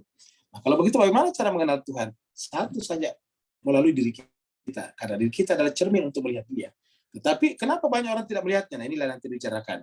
Kenapa tak terlihat gambaran dalam cermin? Nah, ini dia 1-5. Mudah-mudahan Allah memberikan kepada kita kesehatan yang prima, usia yang panjang, untuk kita berniat mendekatkan takarrub kepada Allah, sehingga kita mencapai derajat seperti malaikat mukarrabin, melalui pelajaran-pelajaran makrifat, pelajaran irfan yang menjadi instrumen kita, alat kita untuk mempelajari kitab suci Al-Quran. Yang mau bertanya dipersilakan. Assalamualaikum Ustaz. Waalaikumsalam warahmatullahi wabarakatuh. Silakan Pak Nur. Alhamdulillah, barakallahu fi azim Haki Muhammadin Labaik ya Husain, labaik ya Husain. Bismillahirrahmanirrahim. Sallallahu Muhammad wa ali Muhammad. Majil farajah. Ustaz, dalam cerita besar hukum gerak kausalitas antara ayat-ayat Al-Faqih dengan Anfusi. Perbetulkan saya kalau salah, Ustaz.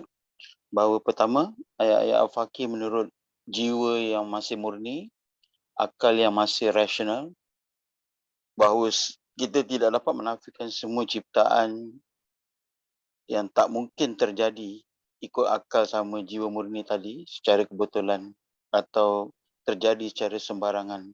Bahkan sains moden semakin membuktikan keberadaan Tuhan tadi, maha bijaksana di sebalik seluruh ciptaan alam semesta ini tanpa ragu-ragu lagi. Kedua, ini terkait dengan fabi'ai ala irabbikuma tukaziban. Maka kita terbukam sebanyak 31 kali Allah tanya dan kita tak mampu nak bantah. Maka ini membawa kepada hukum gerak kausalitas tadi sebagai melalui ayat Anfusi tadi. Pada hakikatnya pada pandangan saya sebuah proses gerak praktis dari satu potensi menuju kepada aktualitas kesempurnaan penciptaan kita yang macam saya katakan tadi siang adalah satu fitrah yang tak boleh tertinggal dan tertanggal selamanya dalam fitrah penciptaan kita daripada alam azali tadi. Barakallahu fiik. Beri pencerahan, Ustaz. Afwan. Baik, terima kasih banyak Pak Nur. Dimas Kaisar Bahagia bagus tadi istilahnya Pak Nur ya, tertinggal dan tertanggal, tidak boleh sama sekali. Saya kira bagus ini. Nah, Dimas Kaisar Bahagia perlu kita perjelaskan tadi bahwa memang yang namanya hukum kausalitas ini adalah sangat mendasar ya. Karena melalui hukum kausalitaslah diantaranya akal kita bisa mengenal Tuhan. Melalui hukum kausalitas, tapi tadi mengenal dalam pengertian melalui akal pikiran kita. Kenapa? Karena kalau ada akibat pasti ada sebab. Jadi kalau kita memperhatikan bahwa di alam semesta ini yang berlaku adalah hukum kausalitas, causality. Kausalitas atau causality itu adalah setiap yang akibat pasti ada sebabnya. Jadi kalau ada akibat pasti ada sebabnya. Kalau dia sebab belum tentu ada akibat, tapi kalau dia akibat pasti ada sebabnya. Ya. Dan kalau sebab dibuat untuk melahirkan akibat, otomatis akibat akan terjadi. Tetapi tidak semua otomatis menjadi sebab. Kenapa? Karena benda-benda kita ini bisa berhenti.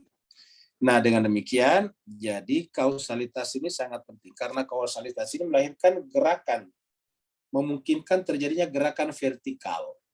Kan sebab akibat itu kan ke bawah. Jadi kalau kita menanjak ya pakai akibat sebab. Kalau turun kan sebab akibat. Nah, jadi kalau kita gambarkan seperti ini, ya. Kalau kita mulai dari sebab, ya. Nanti kemudian ada akibat di sini.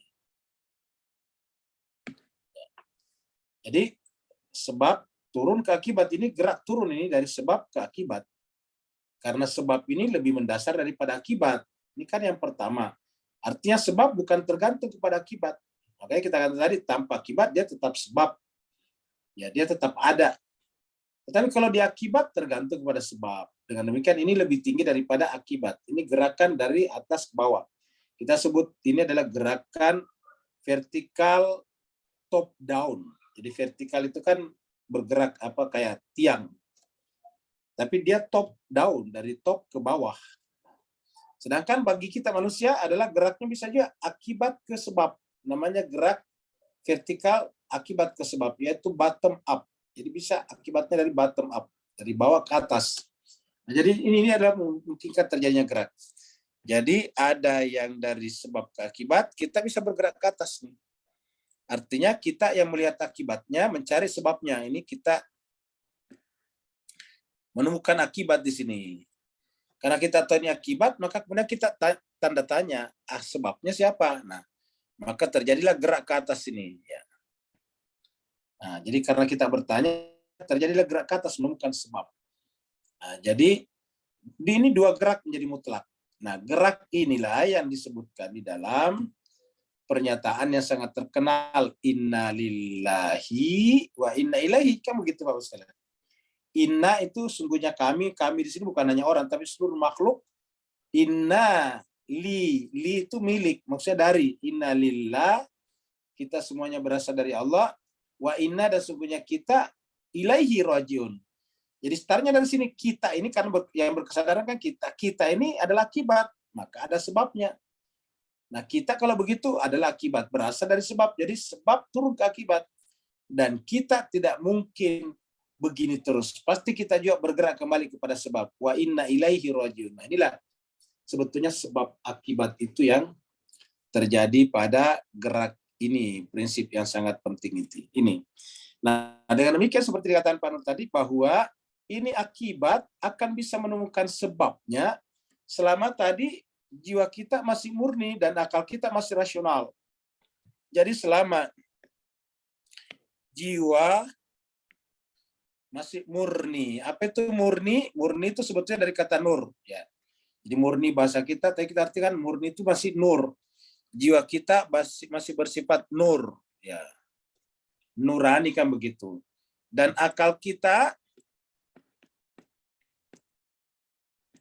masih bersifat rasional. Ya. Tidak falasi namanya. Kalau istilah filsafatnya itu tidak falasi.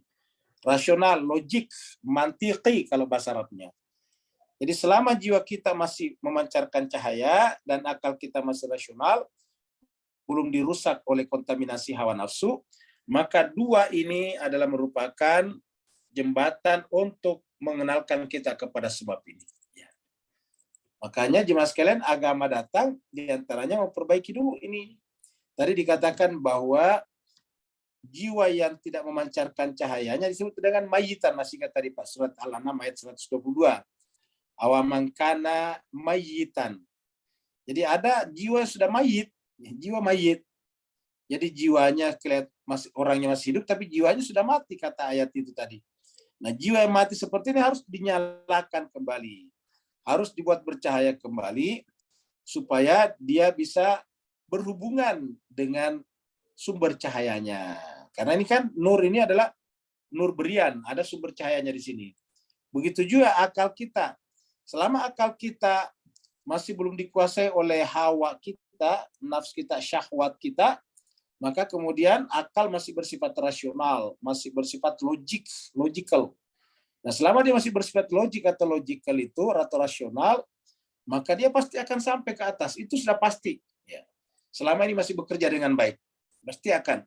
Tidak ada satu ilmuwan dan filosof manapun yang menentang bahwa ada sebab pertama.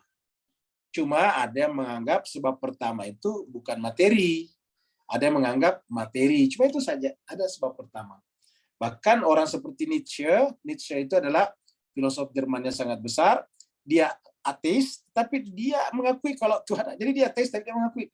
Cuma Tuhan itu kata dia sudah mati. God is dead, kata dia. Jadi Tuhan itu sudah mati, kata si Nietzsche. Kenapa? Karena Tuhan katanya setelah menciptakan alam semesta ini, dia istirahat. Karena lamanya istirahat, dia mati. Itu kata Nietzsche. Tapi dia mengakui tidak ada penjelasan yang paling rasional ketimbang bahwa ada yang menciptakan alam semesta ini. Semua penjelasan yang mengatakan tidak ada Tuhan tidak masuk akal. Pasti harus ada yang menciptakannya. Karena kalau tidak diciptakan, berarti alam semesta menciptakan dirinya sendiri. Itu tidak masuk akal. Maka Nietzsche pun yang ateis itu, dari Jerman mengatakan ada penciptanya, cuma saja Tuhannya sudah mati karena sudah lama sekali istirahat. Begitu kata Nietzsche itu. Nah, jadi jemaah sekalian, jadi ini adalah pentingnya menyalakan kembali jiwa kita menjadi nur dan akal kita menjadi rasional. Nah, jemaah sekalian, dua unsur ini harus kita aktifkan. Jadi jangan di-off-kan, jadi harus diaktifkan, harus di-on-kan. Ini harus on, ini harus on. Kalau tidak on kan lawannya off, ya switch off. Nah, ini harus di-switch on, harus di-on-kan. Nah, bagaimana caranya? Nah, untuk jiwa pelajarannya adalah irfan. Untuk rasional pelajarannya adalah hikmah filsafat. Jadi dua, Bapak Ibu sekalian. Jadi jawabannya dulu nih, jiwa adalah irfan, ini adalah filsafat. Filsafat nanti pendahuluannya adalah logika mantik.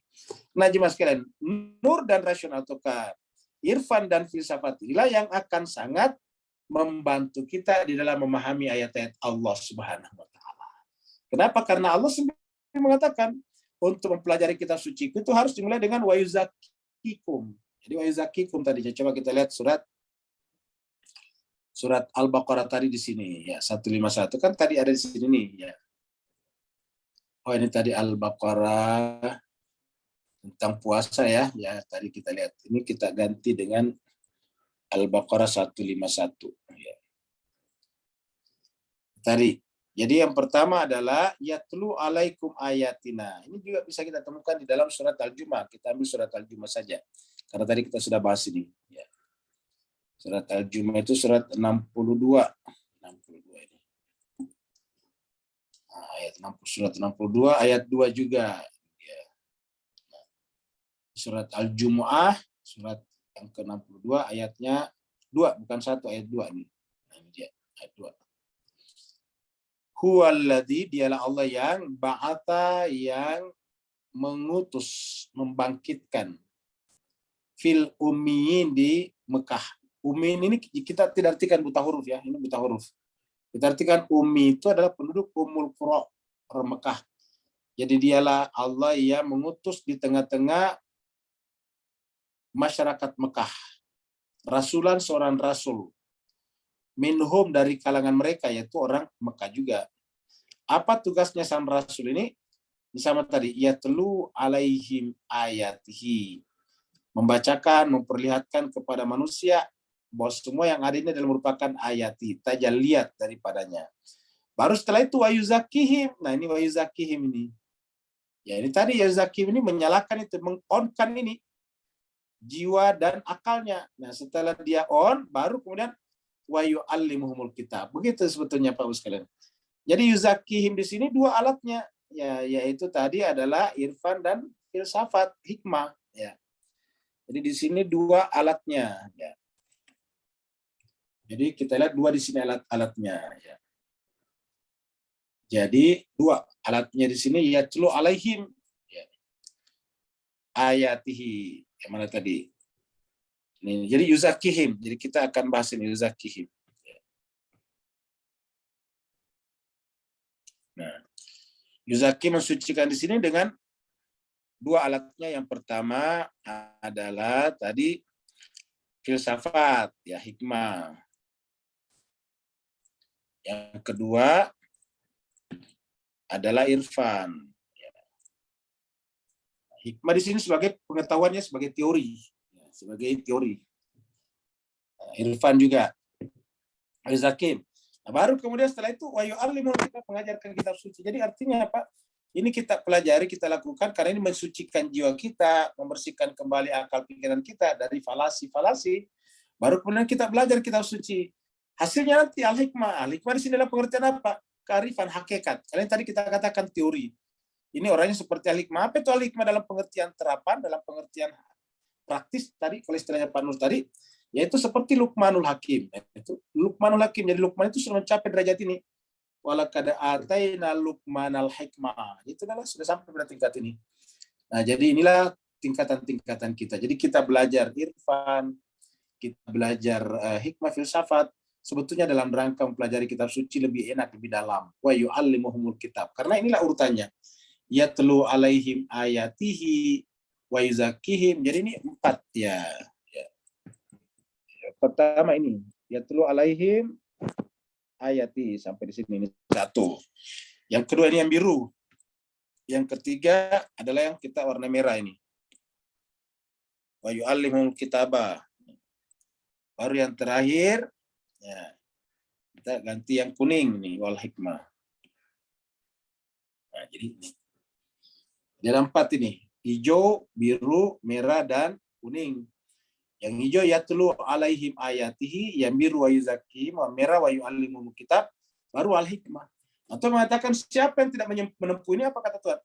Wa inkanu, dan adalah min qabl, siapa yang belum melewati tahapan-tahapan ini, maka lafi benar-benar berada dalam keadaan dhalalim mubin, kesesatan yang nyata. Jadi Bapak sekalian ini, wa inkanu min qablu lafi dhalalim mubin. Dan siapa yang belum mencapai derajat ini berarti masih berada dalam kesesatan yang nyata. Wa inkanu min qablu lafi dhalalim mubin.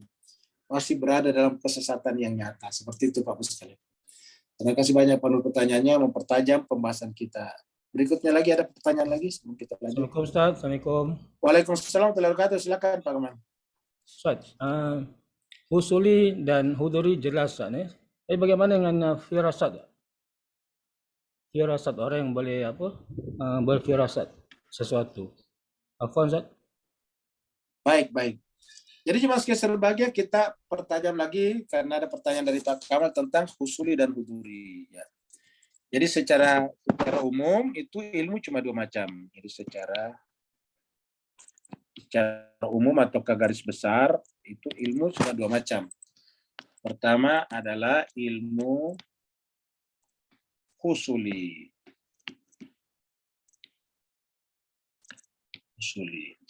Yang kedua adalah ilmu huduri. Ingat kata-kata husul ini dari bahasa Melayu kita hasil, result. Sedangkan kalau huduri dari kata hadir. Jadi ilmu husul itu adalah hasil dari membaca, belajar, berdiskusi dan sebagainya. Sedangkan kalau ilmu huduri itu adalah langsung kita rasakan. Nah, dalam ilmu huduri inilah masuklah ilmu-ilmu seperti yang dibicarakan tadi Pak Kamal. Jadi antara ilmu huduri itu yang pertama yang paling tinggi dulu adalah wahyu. Wahyu itu ilmu huduri Pak Kamal. Ya. Yang paling tinggi. Yang kedua adalah ilham. Ya. Yang ketiga adalah tadi ada firasat yang disebutkan Pak Kamal tadi. Mungkin firasat dan ilham mungkin berdekatan ya. Hampir sama ya, firasat. Yang terakhir tadi adalah ilmu tentang diri kita. Ya, tentang diri kita.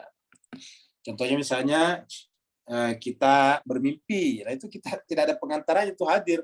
Yang namanya mimpi itu hadir pada diri kita. Ya, jadi kita tahu cerita mimpi kita bukan melalui membaca buku, bukan melalui diskusi, tetapi ya kok muncul itu mimpi pada diri kita, itu hadir. Jadi mimpi itu adalah sesuatu yang hadir pada diri kita. Nah, kemudian contohnya lagi pada diri kita seperti lapar. Jadi kita tahu kalau lapar, karena lapar itu pada diri kita, jadi termasuk. Ya.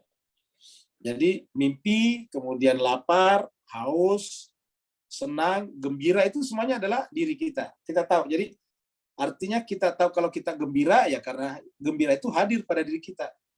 Jadi gembira itu bukan dilihat orang tetapi yang kita rasakan. Begitu ya misalnya dengan galau apa itu misalnya nervous misalnya. Ya, itu adalah hadir pada diri kita.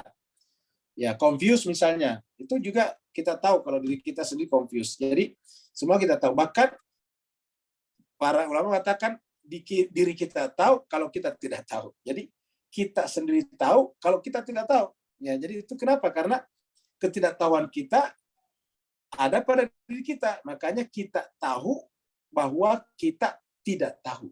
Gitu. Nah, jadi kenapa? Jadi itu termasuk dalam kategori ilmu yang hadir. Nah, tentu dalam tingkatan-tingkatan ini, karena ini biasanya bersifat benda, materi, kecuali mimpi, nah, maka yang paling tinggi adalah wahyu. Jadi nilai wahyu yang paling tinggi. Nah, ini adalah huduri ini jemaah sekalian yang berbeda-beda kualitasnya, tapi pasti benar. Tetapi kualitasnya misalnya kita tahu kalau kita lapar ya, kualitasnya namanya lapar kan hanya tidak begitu ini berkaitan dengan masalah akhirat, tidak ada hubungannya sebetulnya.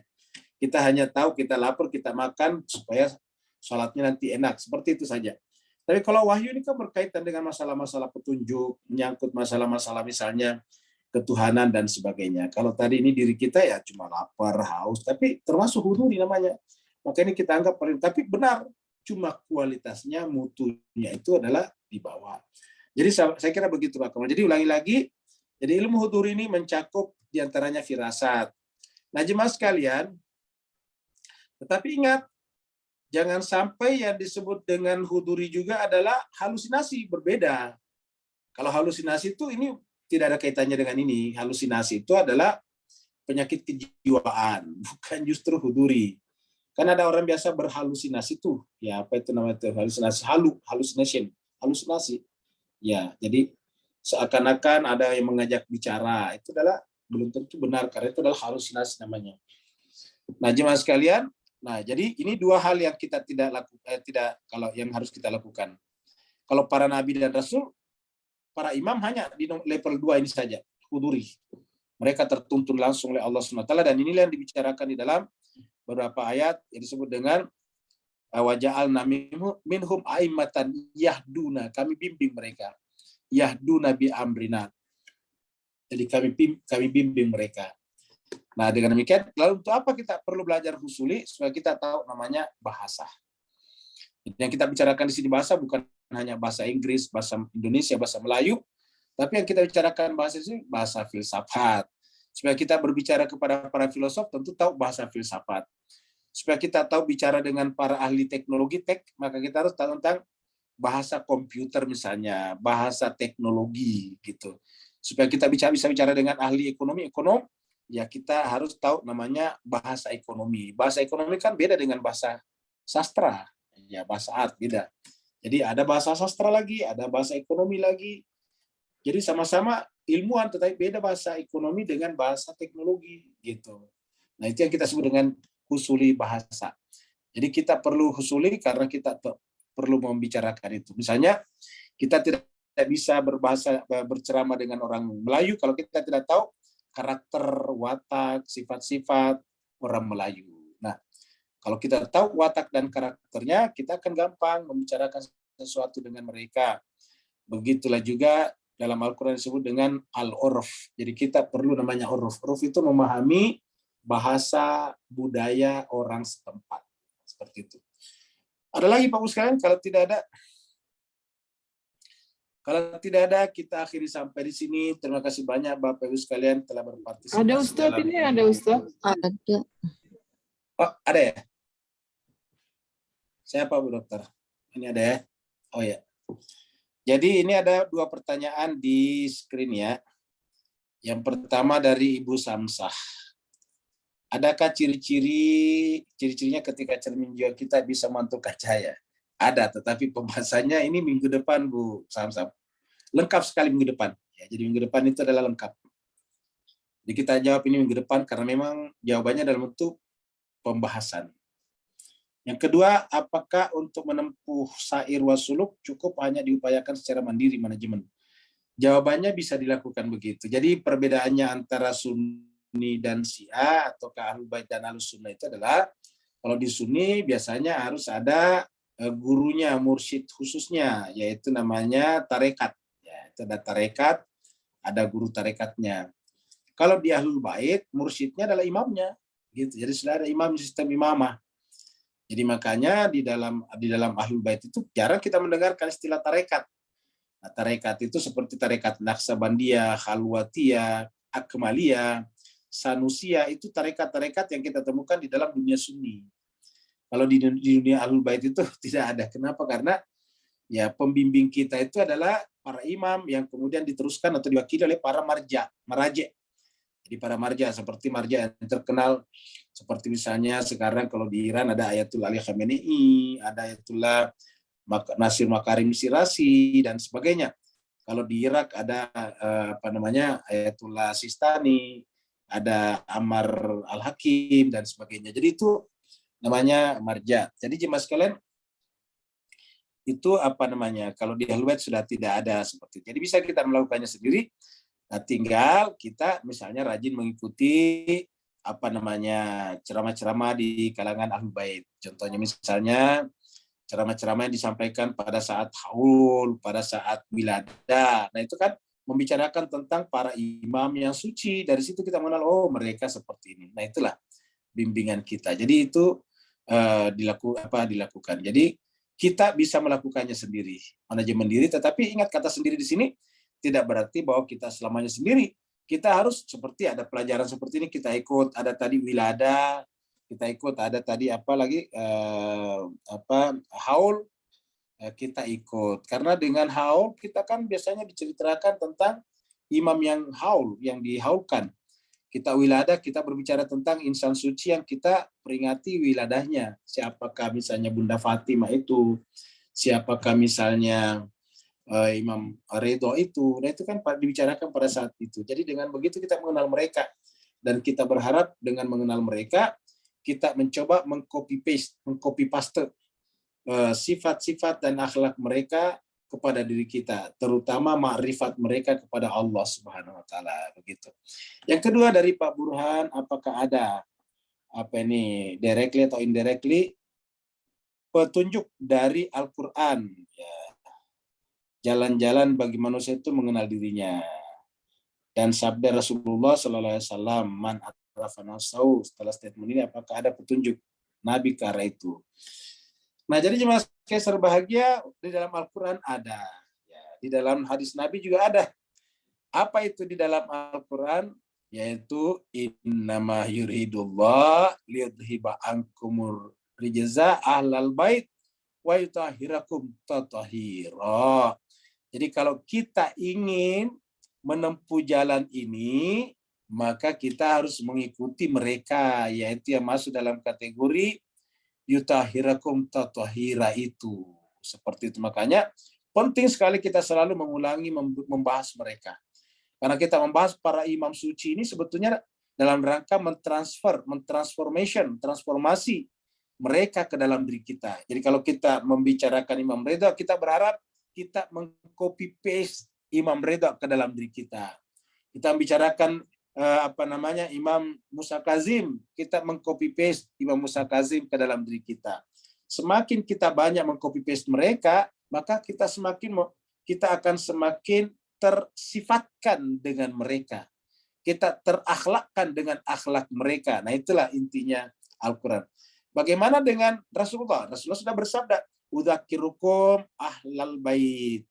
Saya sudah memberikan peringatan kepada kalian demi Allah dengan keluargaku, dengan ahlul baitku seperti itu.